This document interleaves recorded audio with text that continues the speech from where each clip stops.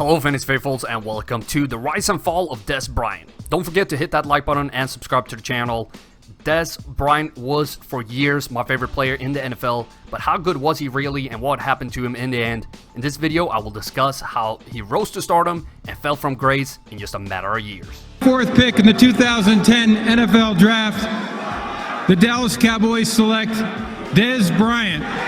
Bryant, widely believed to be the best receiver in the class, had a lot of off-field concerns and was projected to never fall further than the 27th pick to the Dallas Cowboys. However, after dropping because of these concerns, the Cowboys wanted to make sure they would get him and traded up with the New England Patriots. They only moved from 27th to 24th to select Bryant and would have to give up a third-round draft choice. Bryant would end up playing 8 years for the Cowboys, break records, hearts, and change rules. The 2010 season, Dez was coming on as the Cowboys' #1 pick from the draft and was given the number 88 like former Cowboys legends Michael Irvin and Drew Pearson. Bryant caught his first NFL touchdown on a 31-yard pass from Tony Romo against the Chicago Bears. This was the start of the most successful touchdown machine in franchise history, but we had yet to see any big impact on fantasy scoring. He finished the season with 561 yards, 12.5 yards per catch, and 6 receiving touchdowns, finishing third on the team after Jason Witten and Miles Austin. He was named to the NFL All-Rookie team for the season as well. In 2011, Dez became the de facto wide receiver 2 behind Miles Austin, but Austin had no idea what was about to hit him. Dez, in the first game of the season, playing against the New York Jets, caught 3 receptions for 71 yards and a touchdown, even if the Cowboys eventually lost that game. A few games later, he would catch 2 touchdowns against the Detroit Lions, and this is where we start seeing him as a real touchdown threat. So even though this is just his second season, he's starting to establish himself as one of the premier fantasy receivers in the game and a major threat for touchdowns. He finished the season well ahead of Miles Austin in fantasy scoring, in large part due to his ability to score touchdowns, as his receiving yards had yet to break the 1,000 mark and his yards per receptions was nothing to write home about. 2012 was the year in which Dez Bryant became a top wide receiver in football and in fantasy. He had a rough start to the year and was actually criticized a ton for his route running, a trend that would follow Bryant for the rest of his career. In the second half of the season, everything started to come around for him, and after a Week 10 performance that would eventually lead to a Pro Bowl nomination, but a snubbing. In Week 11 against the Browns, Bryant had 12 catches for then a career-high 145 yards. Against the Washington Redskins in Week 12, he had 8 receptions for 145 receiving yards and 2 receiving touchdowns. He followed this with 2 touchdowns and 224 yards against the Saints, which also went into Cowboys history as the 4th most receiving yards for the franchise in a single game. He had an amazing year and was ranking high in yards per reception, and touchdowns of course. We are almost at the top of the mountain called Dez Bryant. We can still see we have a little bit way to go before it goes downhill, but we can still enjoy him throwing up the eggs and dominating a few more years. In 2013, Dez solidified his spot as one of the premier touchdown threats in the NFL. He even improved on his 2012 numbers, as he had 3 double-digit touchdown games and only left the field 6 times without a score.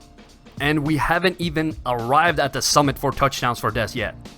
As the team still had trouble finding a winning formula, Dez seemed to find his on the field with a physical and dominating play style that was more about big plays than dinking and dunking. This would be Bryant's first selection to the Pro Bowl, and maybe an even bigger honor as he was ranked as the 25th best player in the league by his peers that year. And with the stats he had, this is not a big surprise. Ranking 13th in the league in receiving yards, a lower yards per catch than the previous year, but the 13 touchdowns showcasing just how dominant he was in the red zone and what was to come in 2014. As the Cowboys enjoyed great success, so did Dez Bryant as he played his final year on his rookie contract. After a rough Week 1 against the 49ers, Dez went on a crazy run with 6 games with 41 receptions for 535 yards and 4 touchdowns. His 16 touchdowns would be his peak as he broke Terrell Owens' franchise record and led the Cowboys to the playoffs for the first time since 2009. In the playoffs, one of his most iconic plays and images of his entire career would take place. In the divisional round, the Cowboys played the Packers at Lambeau Field. On a 4th and short, the Cowboys opted to go for it. Romo, with a deep shot down the left side of the field, connected with Dez Bryant for an amazing catch, lunging for the end zone. After the catch, Dez lost possession, and it was for some reason ruled an incomplete pass. With 2019's rules, this would have been a catch, and it's led to one of the most famous phrases in the NFL over the last few years. Dez caught it. It wasn't just a play that stood out, but Bryant's reaction off the field. He was sure it was a catch, was making a case for a touchdown, never even believing it wasn't a catch. That is just the type of guy he is, a fierce competitor wearing his emotions on the sleeve. With 88 receptions for 1,320 yards and 16 touchdowns, he had his most productive year so far, and sadly, we would never see this type of production again. With the Cowboys out of the playoffs and a new contract looming for Bryant, everything was quickly going downhill. Heading into the offseason, the Cowboys and Bryant would have a contract standoff. Bryant quickly received the franchise tag, but uttered the phrase, "Don't test my loyalty," as the price he felt he was worth wasn't matched by the Cowboys brass. During the negotiations, there's even a story with Jerry Jones trying to sign Dez by taking him to AT&T Stadium alone and getting him one-on-one. Dez did, however, not fall for it, and rumored to have said, "Mr. Jones, what would happen if you tried to cover me on the field," pointing down to the field. Jerry says, "Well, Dez, you'd kill me." And Dez responds, "Well, Mr. Jones, then why would I want to negotiate a contract against you?" The then All-Pro wide receiver eventually agreed to a 5-year, $70 million contract with $45 million in guaranteed money and a $20 million signing bonus. It was, however, not all sunshine after this, as Dez got injured and missed large part of training camp, leading to him not being in the best shape against the New York Giants in Week 1. After that game, an X-ray revealed a fracture in the foot that required surgery. Recovery time for Bryant's injury was 4 to 6 weeks, limited to 9 games. In 2015, Bryant had 31 receptions for 401 yards and 3 touchdowns. For the season, Bryant had sold the most merchandise for a wide receiver and 5th most overall merchandise, with only Tom Brady, Peyton Manning, Russell Wilson, and Aaron Rodgers selling more than Bryant. An amazing feat and a showcase of just how popular he was with Cowboys Nation, even with a contract negotiation going on and being limited due to injury. Dak Prescott appeared at the horizon, and everything was about to change in Dallas. What was once Romo's, Witten's, and Dez team is about to be Dak Prescott's and Ezekiel Elliott's. The Cowboys was a run-heavy team even before the Elliott pick, but nothing like this. Dez again suffered an injury that would sideline him, and even if he's still productive, the contract that was signed was not in line with the production that came with it. This led to not just the fans wondering if it was the right move to pay Dez all that money when the team is so run-heavy that it seemed like anyone could be productive in that offense. He still managed to make the Pro Bowl as a replacement for Julio Jones, but it wasn't the same Bryant as before.